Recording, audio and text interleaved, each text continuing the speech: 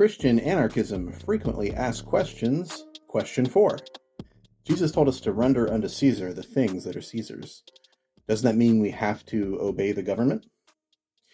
So I give a fuller response to this question in my book, What Belongs to Caesar, now available on Kindle, Audible, and paperback.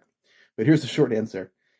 This question is about an account from the Gospels of Jewish leaders who are opposed to Jesus, and they're trying to trap him with a trick question.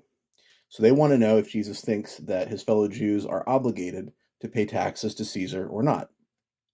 So here's where the trick comes in. If he answers yes, he'll lose support from Jews who see the Romans as invaders, right?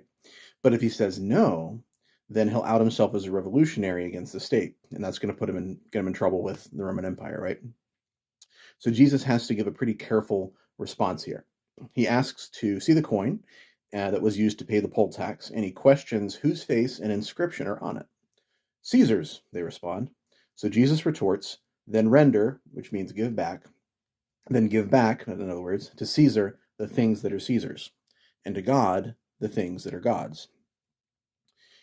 And from that account, people get the idea that government has a realm of authority where they are essentially God, right? And then you have to give them whatever they ask, whatever they want, and you have to obey them, right?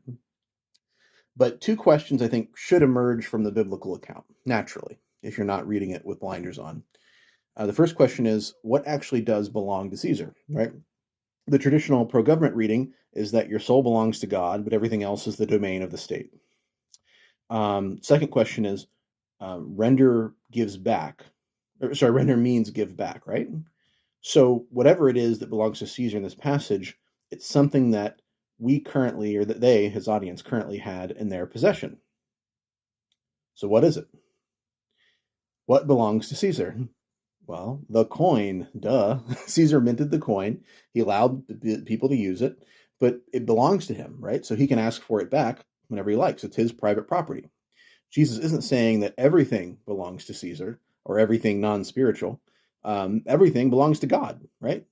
And not just your soul, your whole self. If the coin belongs to Caesar because it's in his image, then wouldn't human beings made in God's image belong to God and not to Caesar?